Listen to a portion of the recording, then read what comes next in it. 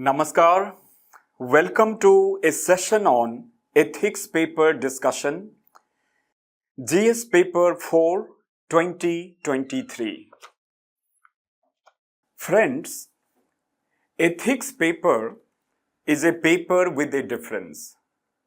Your answers are not ends in themselves. They are the means. That is, on the basis of your answers, your personality is scrutinized. Hence, effectively, ethics paper is a CSAT paper at the mains stage.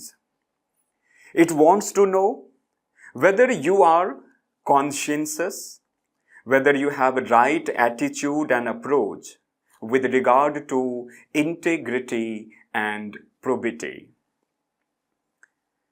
So keeping these points into consideration, let's start the discussion. The first question, 1A, asks, what do you understand by moral integrity and professional efficiency in the context of corporate governance in India? Illustrate with suitable examples. Friends, we all know morality is integral to life. Morality can be transformative. It can transform an individual into a virtuous person. Now, in this paper, every time you think about life, every time you think about any component of life, you have to look at the bigger picture. Now, question is indeed moral integrity. It is about professional efficiency, but the context is of corporate governance. So we may know what is the meaning of moral integrity in general. I suppose you know it is the quality of being honest. It is about having strength of character. A person who has moral excellence, who will always do what is right without any fail. Now, keeping all of this into background, now think about a corporate body as an individual. Even corporate can be an aspirant, and it may envisage a life which is a life of well-being and pure bliss. And as an individual, we all can be an integral part of some institution, including family, including school, colleges, judiciary, and at times corporate. So without further ado, let me give you some perspectives in black and white. Of course, in exam conditions, you will not be able to write everything that I'm going to share with you. But the intent is to do a tutorial with you, whereby you will have so many insights, so many dimensions with you. And even if in exam condition you write some of those important points, your answers will be above average. So let's come to the answer. Now, question says, what do you understand? So you can write in your first person, I believe, or even you may say, one should believe. So I have preferred I believe. I believe moral integrity in the context of corporate governance in India shall imply that the corporate entity should strictly uphold the foundational moral principle, seva paramo dharma. Commerce without morality is a sin, according to Gandhi. I'm sure you know in 7 Social Sins essay, Gandhi has mentioned it. Morality is integral to life. Thus, it shall be integral to corporate life as well.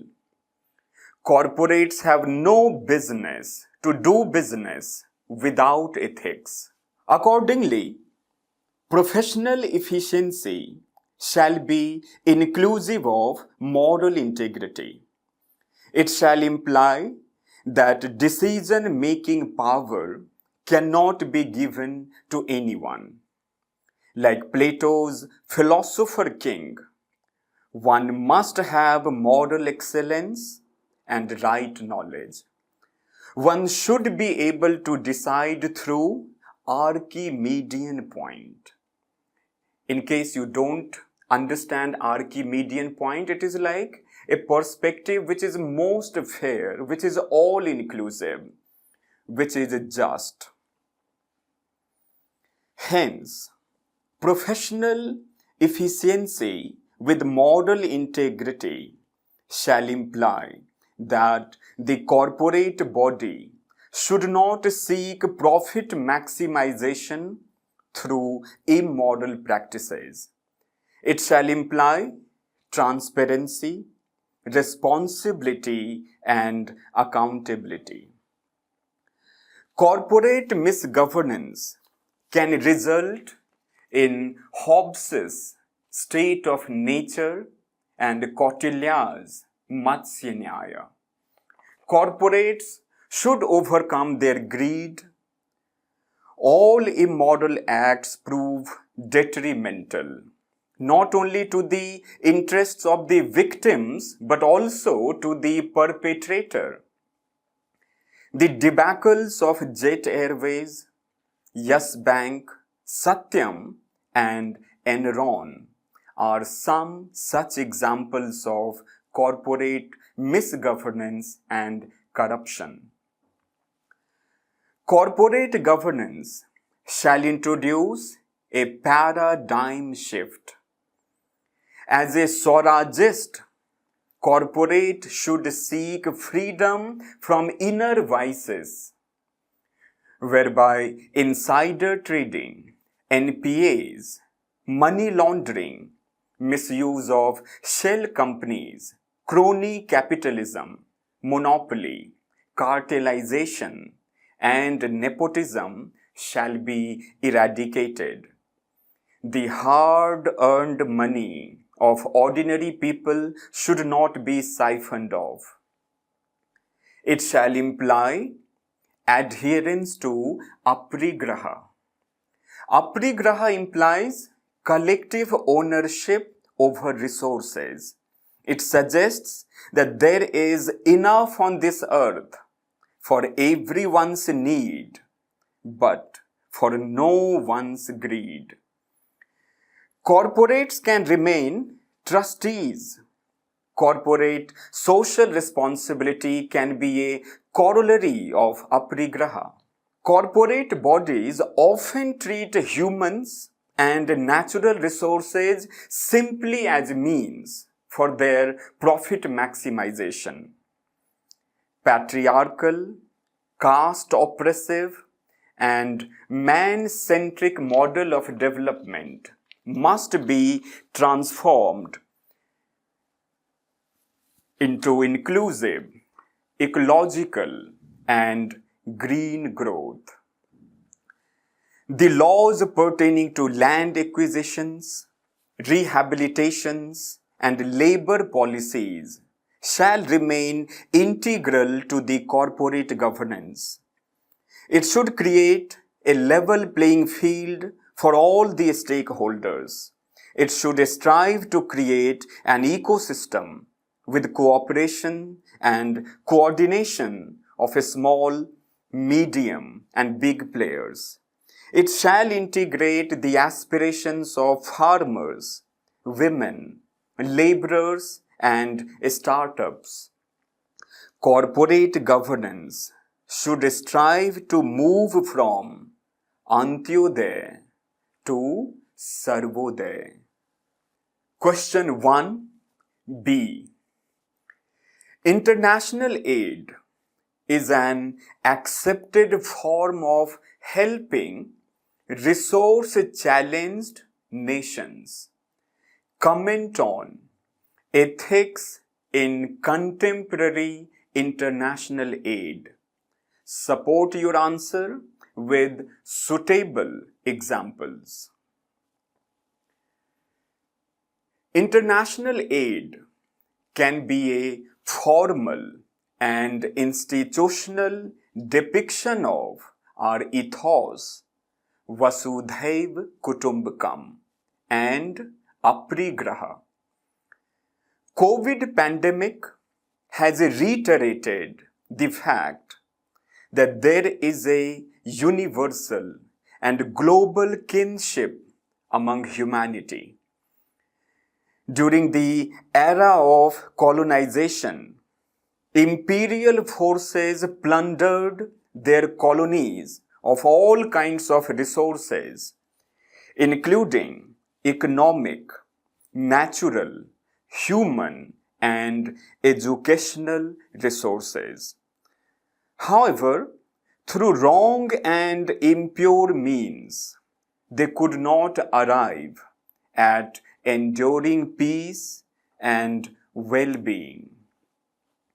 In contemporary times, it is well recognized that the prevailing disparities among resource-challenged and resource-surplus nations will not augur well for any nation. Thus, it is high time that the global communities learn from their past mistakes and make amends before it gets too late. Just as in an organism, the disease of one part can prove detrimental to the whole, similarly, poverty, disease, and resource deficiency of one nation can threaten global peace, prosperity, and welfare.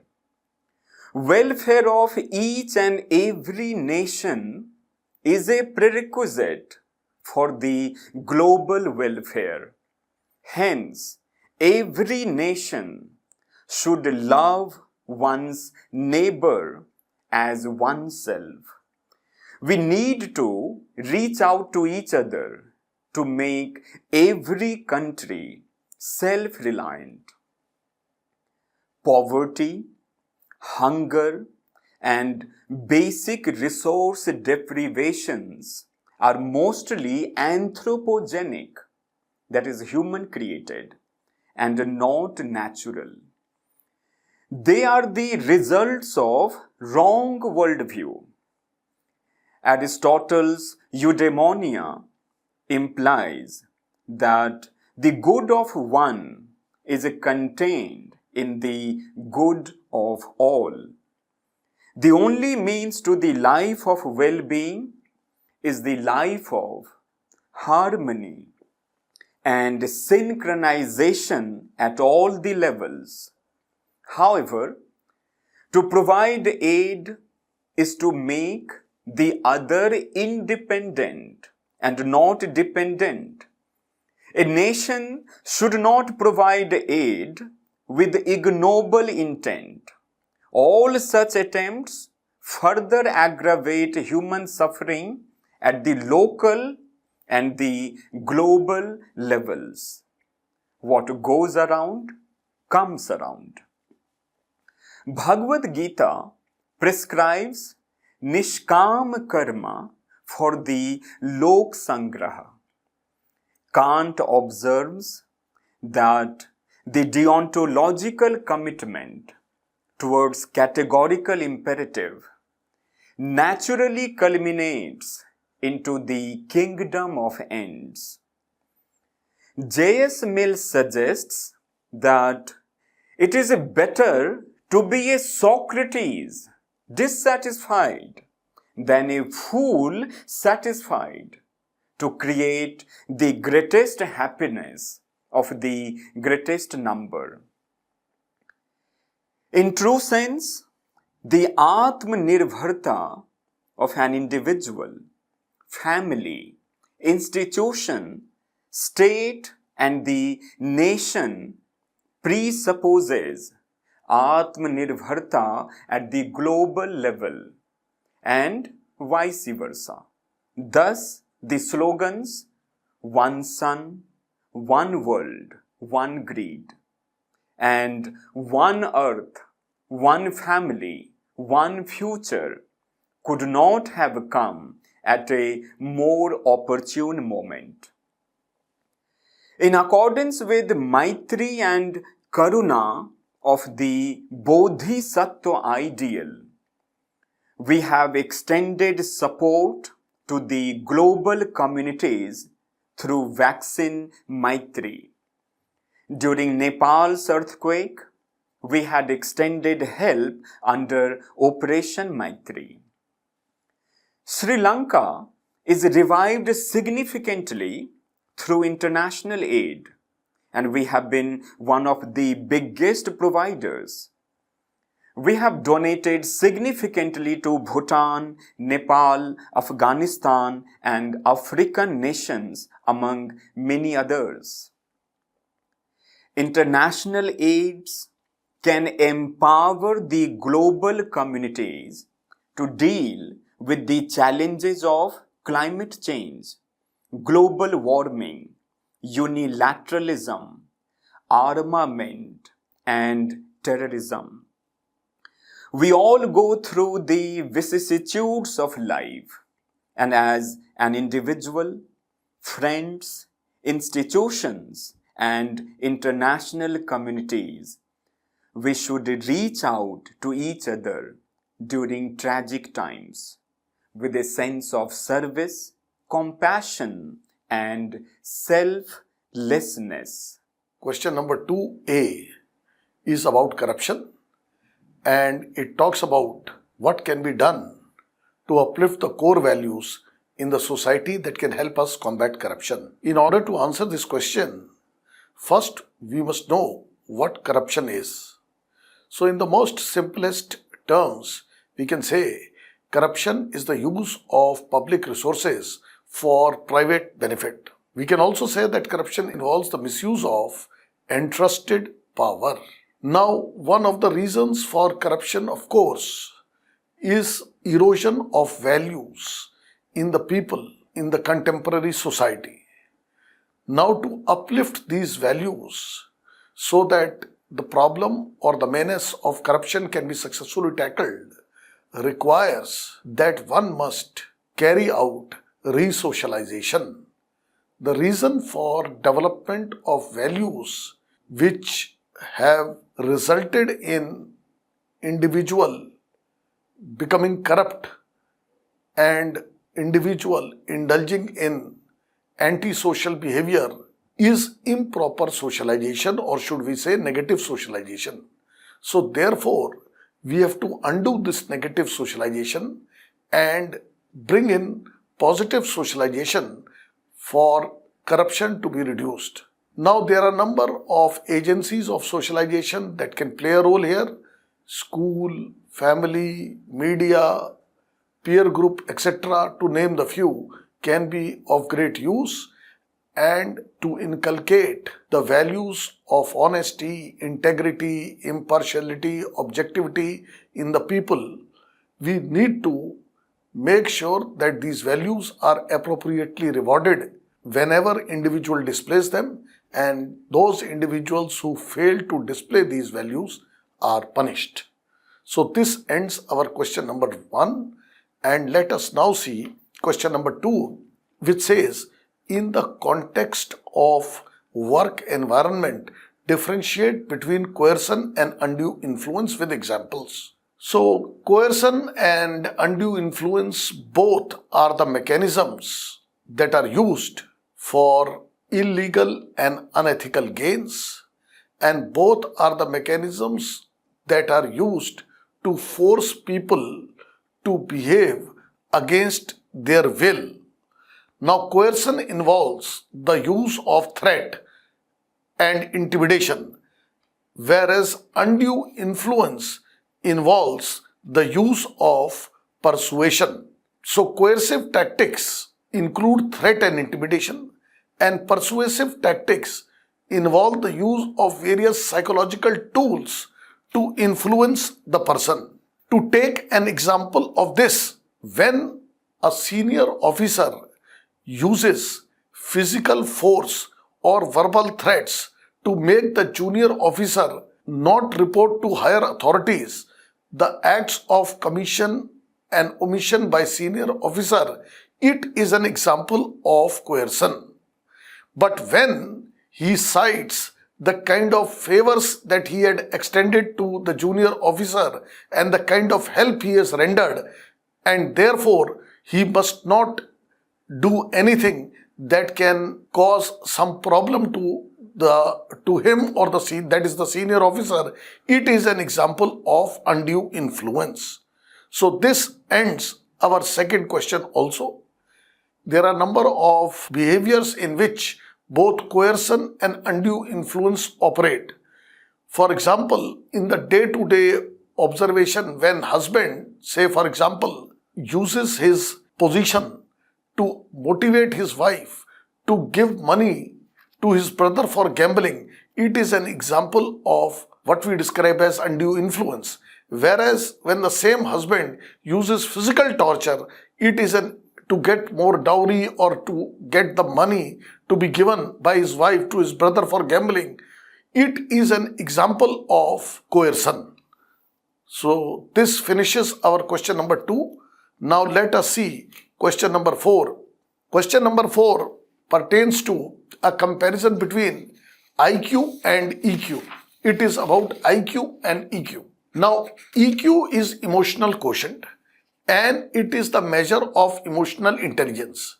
IQ is intelligence quotient and it is the measure of individual's intelligence. Now, the question says that, well, for success, character, happiness and lifelong achievements, is EQ more important than IQ?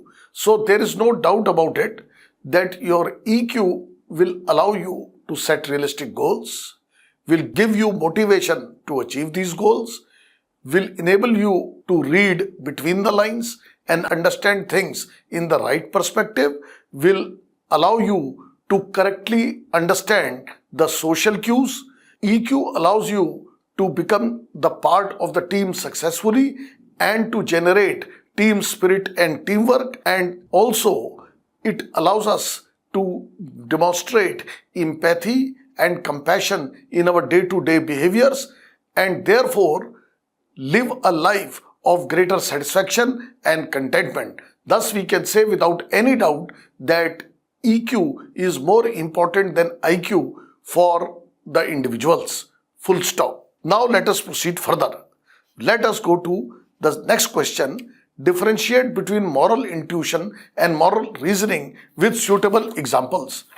Moral intuition and moral reasoning. Now, moral intuition and moral reasoning are the processes that facilitate our judgment and decision making. They are the processes that facilitate our judgment and decision making. Moral intuition is more or less a subconscious process, whereas moral reasoning is a conscious process. Moral intuition is sudden appearance in consciousness of moral judgment. It has affective valence present in it. Moral reasoning, in contrast, is more conscious and more deliberate process that consists of transforming the information about people in order to reach moral judgments. So therefore, moral reasoning is always a slow process. It is a more explicit process. It is a more deliberative process. It requires greater reflection.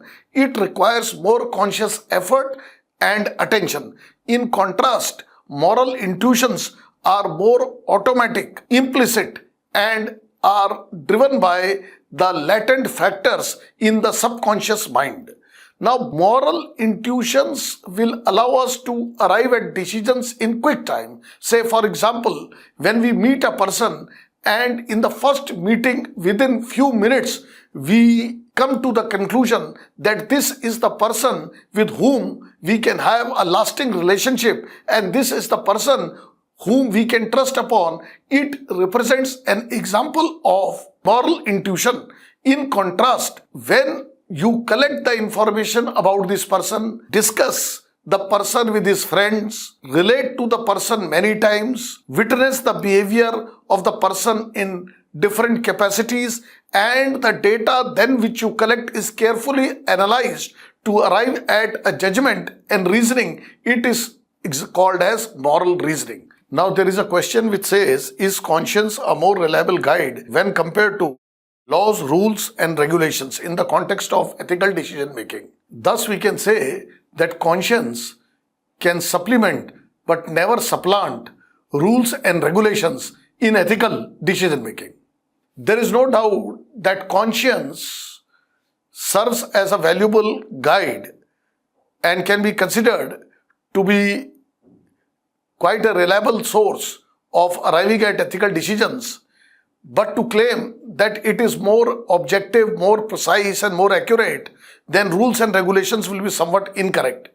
The reason being that conscience is somewhat a kind of a subjective force, and second, not everybody is ready to hear to the voice of his conscience.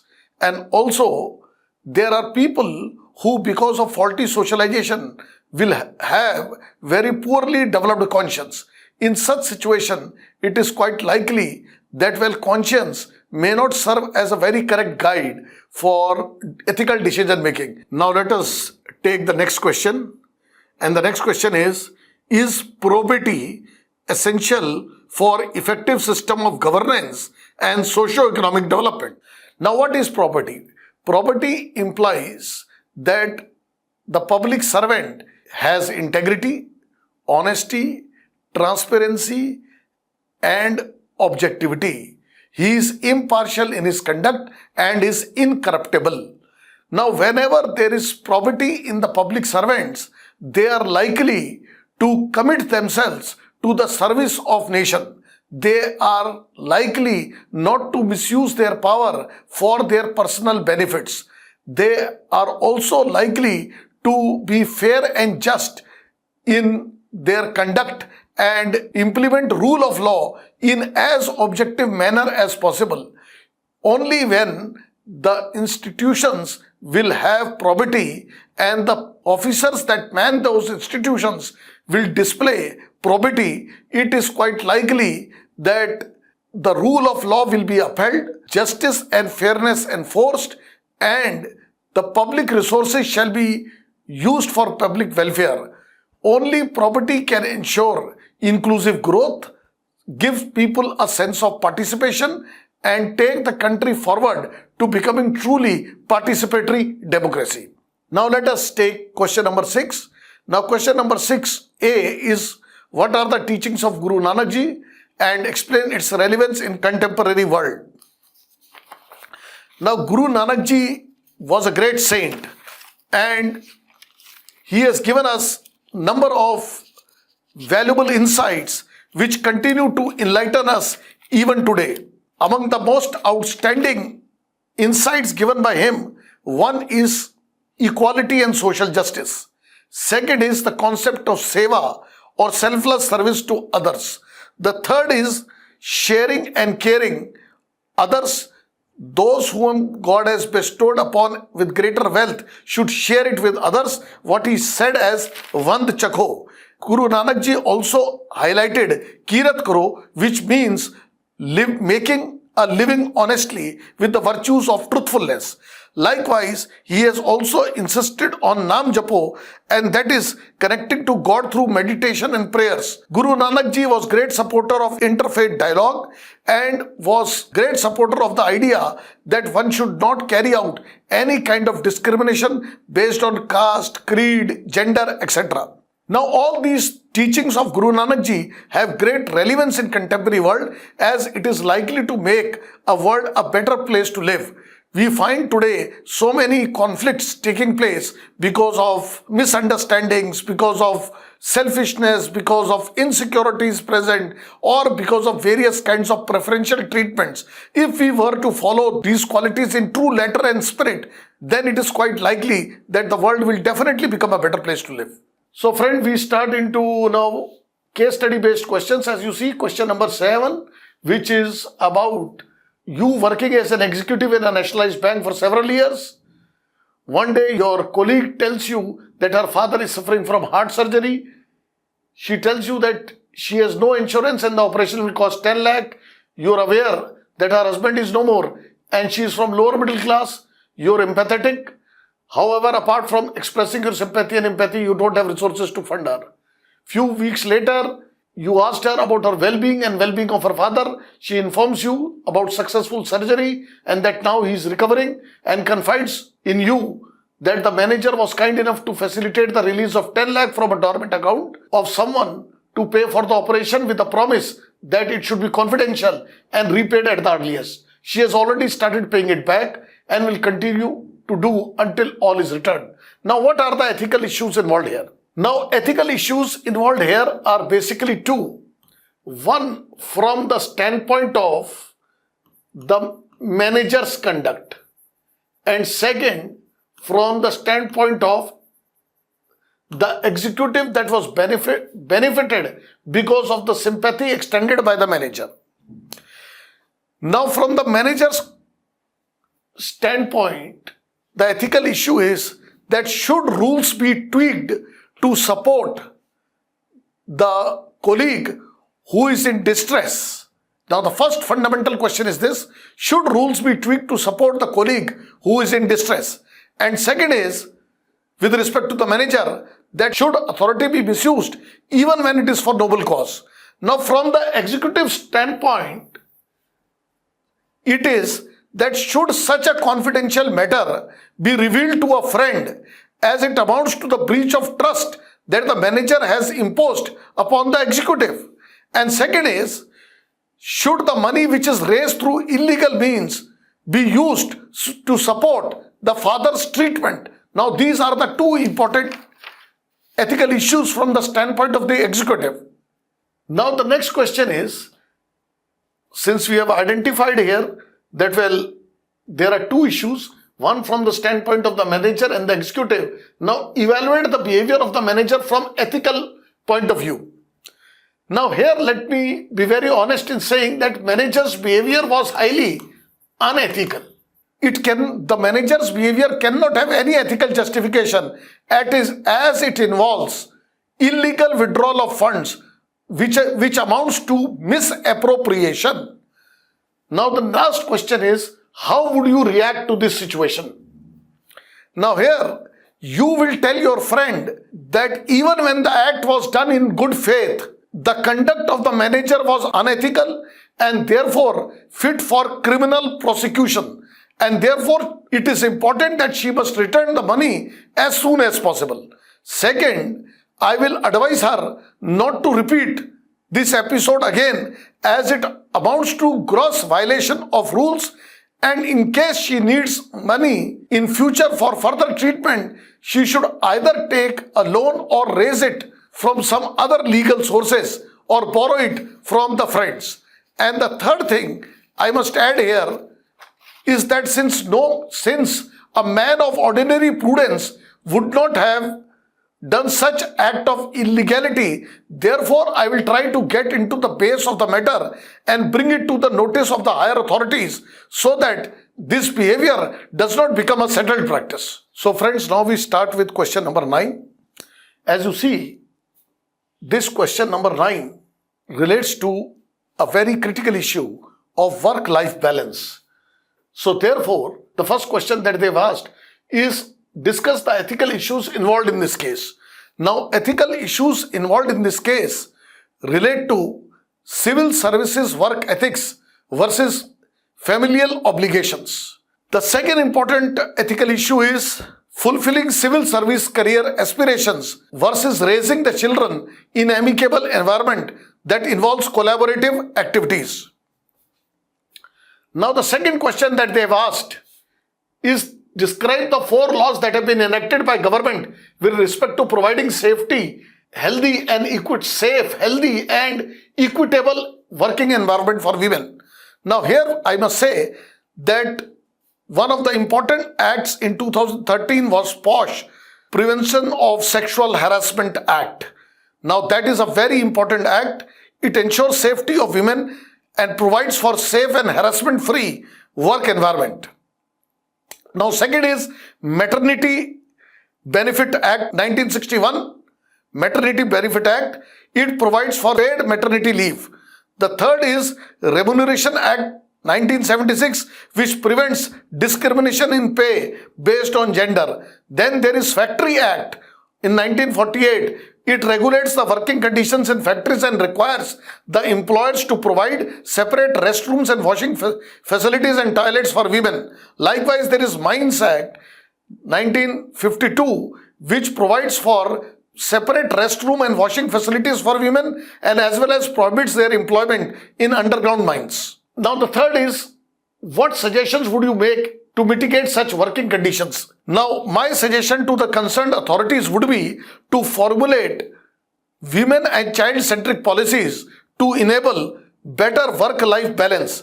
I would also impress upon the authorities to factor in the importance of parenting in the development of the personality of the children, and that how important it is that women not be overburdened with work, because the presence of mother in the initial years in the life of the child is critical to healthy and balanced development of child's personality. So we start with question number 11 now. There are 3 questions in it. Number 1, what are the ethical issues involved in the above case? What are the ethical issues involved in the above case? Now, one important ethical issue is to enforce discipline to ensure that human resource is efficiently used. Now, second important ethical issue is to ensure that justice and fair play occurs and there is no discrimination allowed in work settings. And the third is not to allow vested interests to have their say. Now, question number 2 is, what options are available to you to complete the project and as well as retain SEMA in the organization? Now, these are the options that are available to the Additional Director General. Number 1 is give SEMA some kind of an independent charge. Number 2, not accept the resignation of SEMA. And number 3, speak to Chief Architect to make him understand that how his conduct is obstructing SEMA from giving her best, and convince him that his job is to get best out of her in public interest. Now the third and the last question here is, what would be your response to SEMA's predicament? What measures would you institute that such occurrences do not happen in your organization? So here my response shall be, I shall speak to SEMA. I will reassure her about the measures I will take to prevent any further humiliation. I will communicate to her that how vital she is for the organization, and I will also inform her about what steps I shall institute to end gender discrimination and create more favorable work climate. Now friends, let us go to question number 8. Question number 8 talks about a natural calamity, that is landslide, which has occurred in Uttarkashi.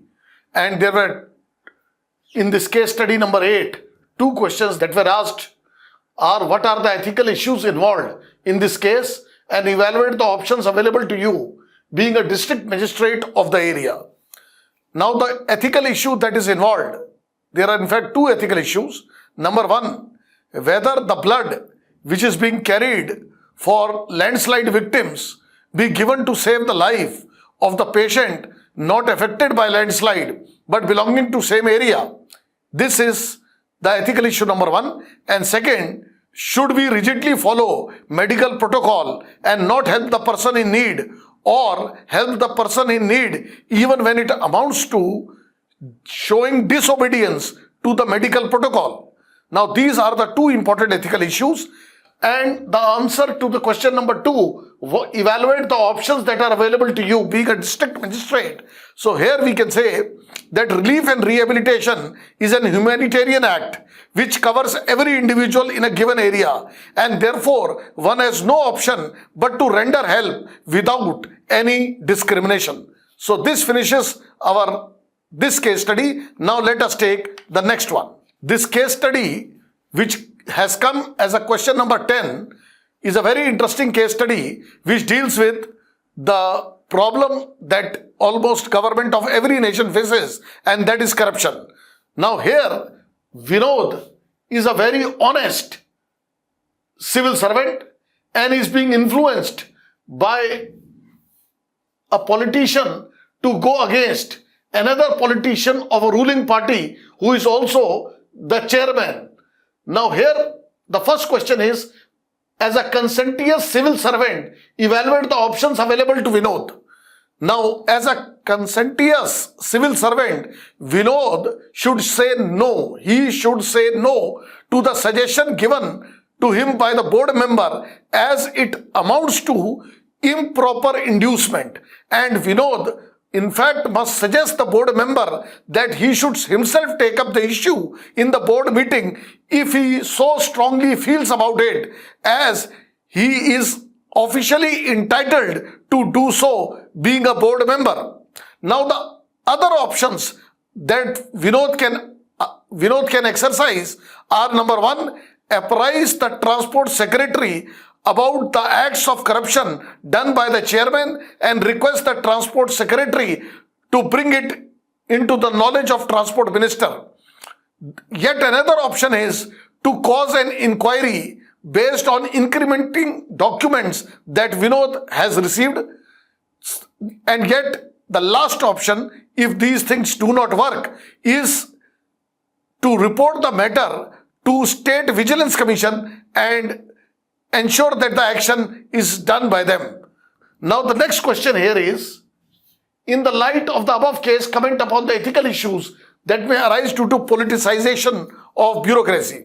Politicization of bureaucracy is unnecessary political interference in bureaucratic functioning, and due to the politicization of bureaucracy, there may occur following problems. Number 1, erosion of professional integrity of civil servants.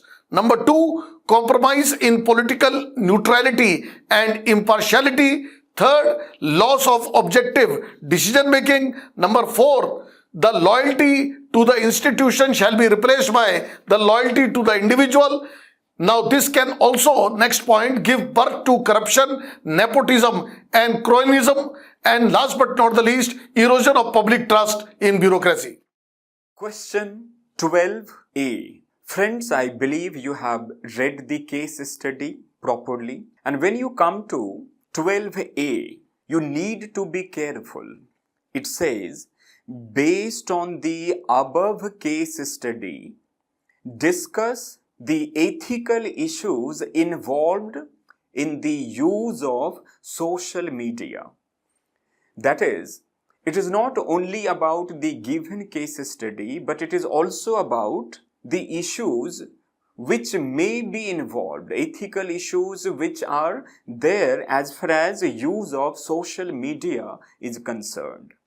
Hence, I have tried to formulate the answer accordingly. So 12A answer, that is, we are listing down ethical issues which are involved in the use of social media in general and the given case study in particular.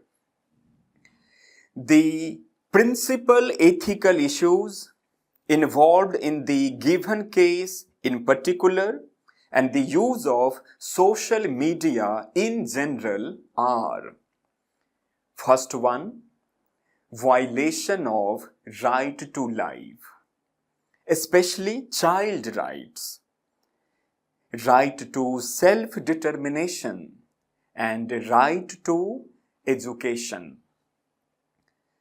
The way the self-esteem of an 11-year-old child is denigrated in the case study, in the same way, unabatedly, people, especially women, are humiliated, mocked, trolled, threatened, and abused on the social media, and their basic rights are violated, due to which their studies and normal life suffer a lot.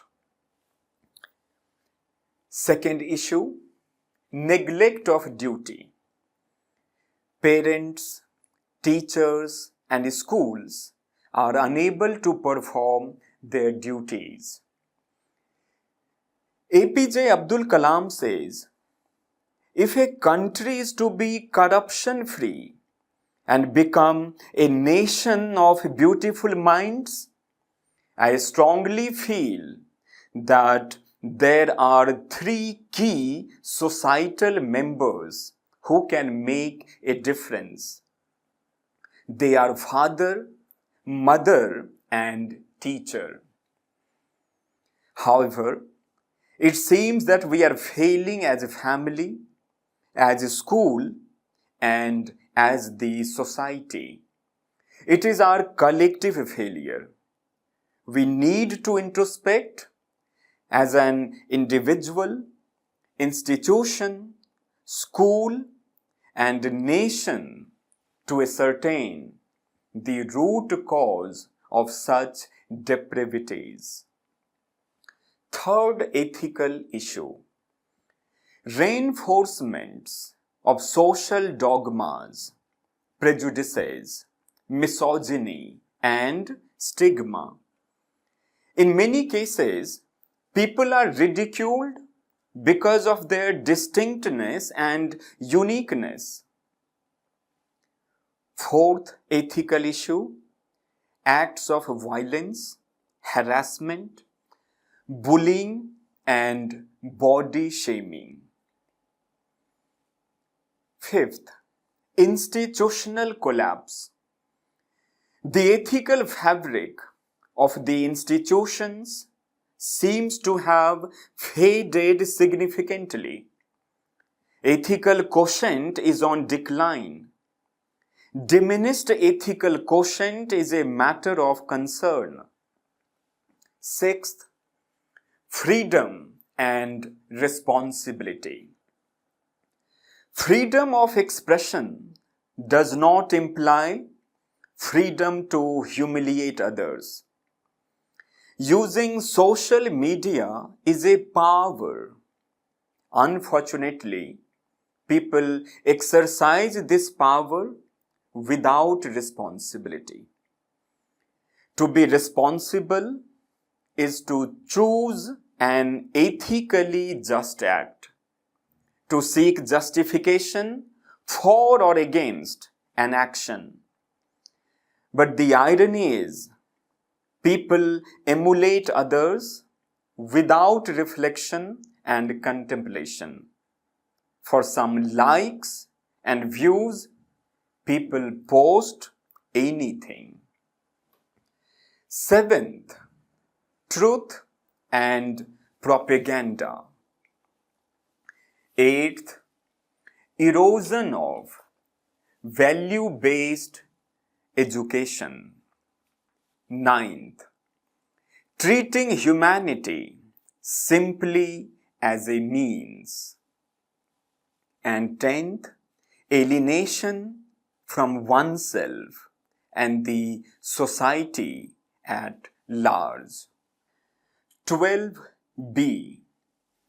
The question asks, discuss the pros and cons of using social media by you to put across the facts to counter the fake propaganda against your family. The answer. The pros of putting across the facts on the social media to counter the fake propaganda against my family could be that the truth would come on the record, and what is the truth must be stated. Truth has its own power. Propaganda may, in worst case scenario, eclipse the truth, but cannot eliminate it. Truth alone triumphs. Satyamev Jayate. The cons could be that they might put another video unscrupulously and spread another propaganda. In that case, I will have to act like Sthit Pragya and take the outcome in my stride with equanimity. Most importantly, they are all young children, and thus legal action should be the last resort. Ethical interventions in the form of counseling could be the way forward. They have to be sensitized to understand the ill effects of mental torture, bullying, body shaming, and the importance of mental health and significance of truth in life. Further, it is imperative that I shall be mindful of my responsible position in a ministry of the government. Hence, I must uphold the sanctity of my position and don't involve myself in a series of video exchanges in the virtual world. It will be sagacious to convene a meeting of the parents of those students with the school principal and teachers and resolve the matter through collective deliberations. My priority should be to provide personal and professional counseling to my 11-year-old son. He needs to come out of the inner hurt and mental suffering.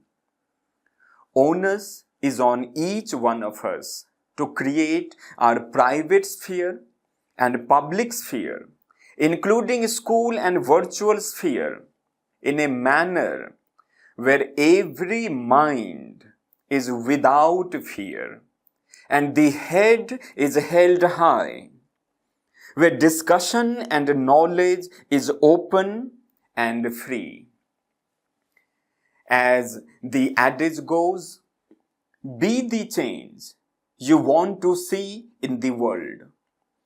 As a responsible person, I should strive to create such a space first within the family so that a young child will feel free to share all one's feelings without any inhibitions and apprehensions. So, with this, we conclude this session. Thank you for your time and patience.